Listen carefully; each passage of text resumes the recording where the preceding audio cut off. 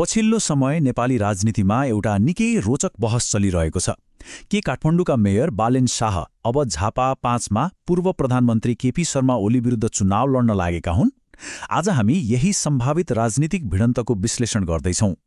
यो सबै चर्चाको सुरुवात भयो 2082 साल पौष 27 गते बालेन शाहको एउटा सोशल मिडिया पोस्टबाट।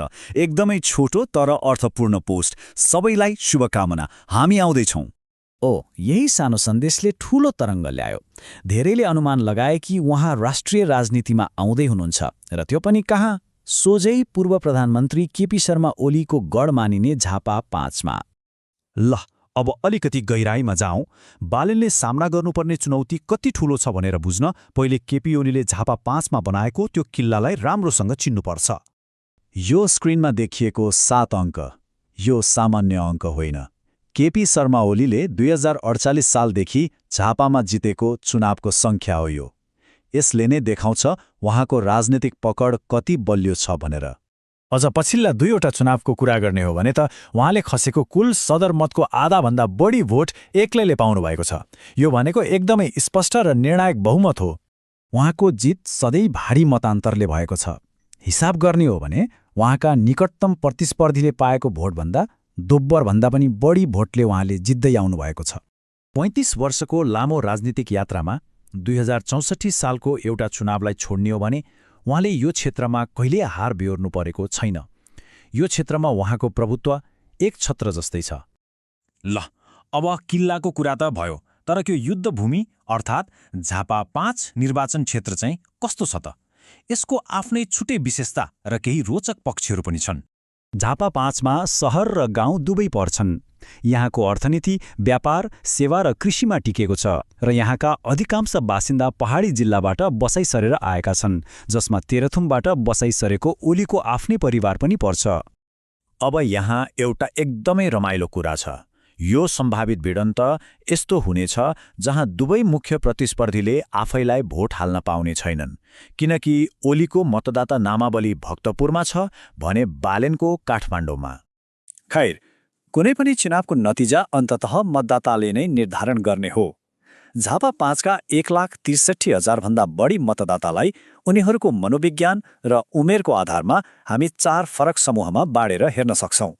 यो तथ्याङ्कले के देखाउँछ भने यहाँको सबैभन्दा ठूलो र चुनावमा निर्णायक भूमिका खेल्ने समूह भनेको 30 देखि 45 वर्ष उमेर समूहका कामकाजी र पारिवारिक मतदाता हुन्। उनीहरू कुल मतदाताको लगभग 1/3 छन्। पहिलो समूह हो युवा मतदाता। यो समूह बालेनको लागि एकदमै ठूलो आशा हो।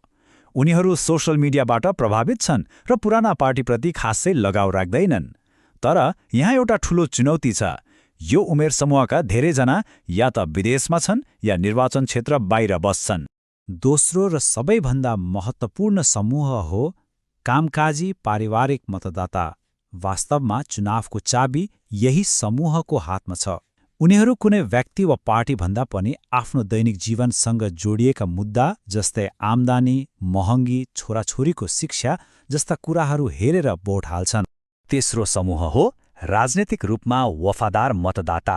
यो पुस्ता व्यक्ति हेरेर भन्दा पनि पार्टीको चुनाव चिन्ह र सङ्गठन हेरेर भोट हाल्ने गर्छ। उनीहरूको परम्परागत पार्टीहरूसँग बलियो सम्बन्ध हुन्छ, जसले पुराना उम्मेदवारलाई फाइदा पुग्छ।